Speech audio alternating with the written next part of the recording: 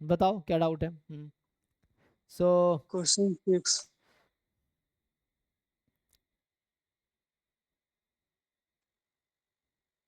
रुको रुको एक मिनट। टी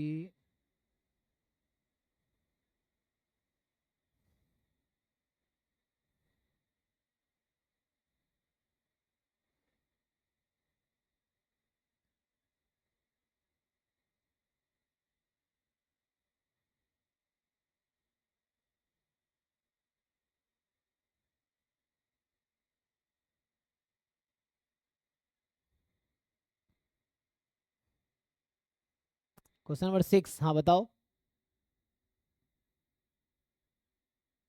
क्या पूछना है इसमें। एक्स लेस देन एक्स है ना, सीडीएफ तो नहीं है ना ये।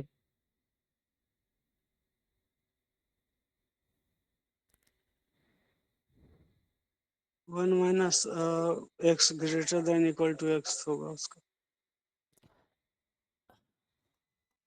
अरे भाई ये जो है तुम्हारे पास जी एक्स जो है probability x less than x है ना, तो ये कुछ ऐसा हो गया। सो ये जरूरी थोड़ी है राइट कॉन्टिन्यूअस होगा। अ,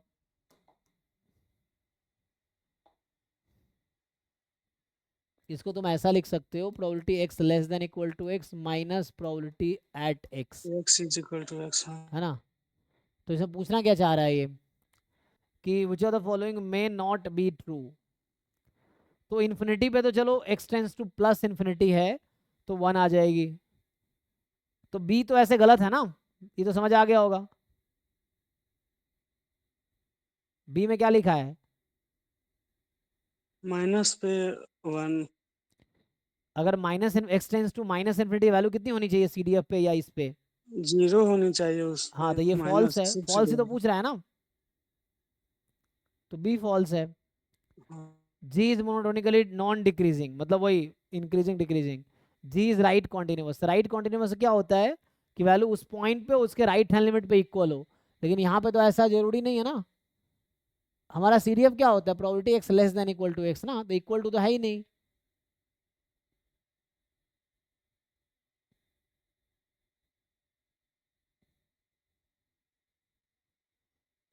सो राइट कॉन्टिन्यूअस कब होगा भाई, जब किसी पॉइंट पे और उसके राइट हैंड लिमिट में इक्वल हो वैल्यू। तो इस तरह से लिखते हैं कि राइट कॉन्टिन्यूअस होने चाहिए। राइट कॉन्टिन्यूअस के लिए एक्स पे और एक्स के राइट हैंड लिमिट पे। So probability x less than x और probability x less than right hand limit of X, ये दोनों इक्वल आएगा। राइट हैंड लिमिट एक्स का मतलब हो गया probability x less than equal to x type का समझ लो। तो ये वाला पॉइंट भी इंक्लूड हो गया इसके आगे, ये एक्स प्लस एप्सिलॉन हो गया। और ये मतलब समझ लो कि probability x less than equal to x minus epsilon है। समझ रहे हो ये जो लिख रहा हूं मैं, तो इसका मतलब है दोनों इक्वल कैसे होंगे, तो राइट कॉन्टिन्यूस होना जरूरी नहीं है ना। राइट कॉन्टिन्यूस कब होता है, जब वैल्यू इन दोनों पे इक्वल आ जाए ना, ये तभी होगा ना ऐसा। तो एक्स हाँ बराबर, उसका।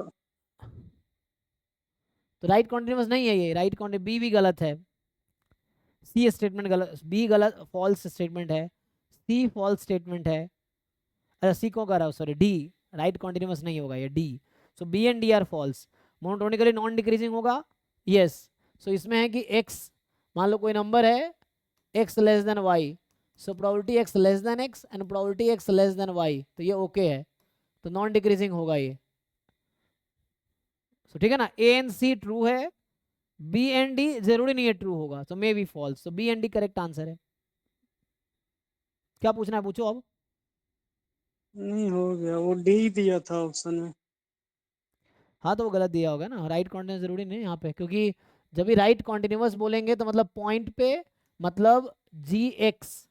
सो जी एक्स का मतलब है probability x less than x, और एक्स प्लस जो ही लिखूंगा, so probability x less than x plus का मतलब हो गया probability x x equal to x plus epsilon, तो इक्वल टू एक्स वाला भी इंक्लूड हो जाएगा। और कॉन्टिन्यूस बोला हुआ है, कॉन्टिन्यूस तो बोला नहीं इसने, तो पॉइंट है ना, एक पॉइंट यहाँ इंक्लूडेड नहीं है और वहाँ वो पॉइंट इंक्लूडेड है, तो अगर पॉइंट पे मास हुआ तो ज़्यादा हो जाएगा, तो इसका मतलब है कि राइट कॉन्टिन्यूस में नहीं होगा।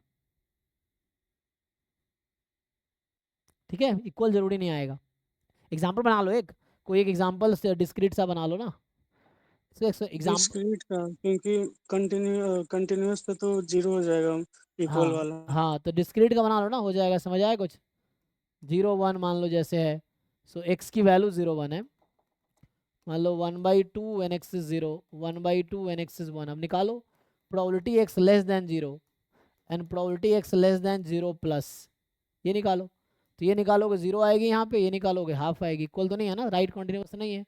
तो g at 0, g at 0 plus, तो राइट कॉन्टिन्यूस कब होगा, पॉइंट पे उसका राइट हैंड लिमिट इक्वल होना चाहिए, ऐसा तो नहीं होगा यहाँ पे। ठीक है, हाँ सर, हो गया। चलो थैंक यू। हाँ थैंक यू।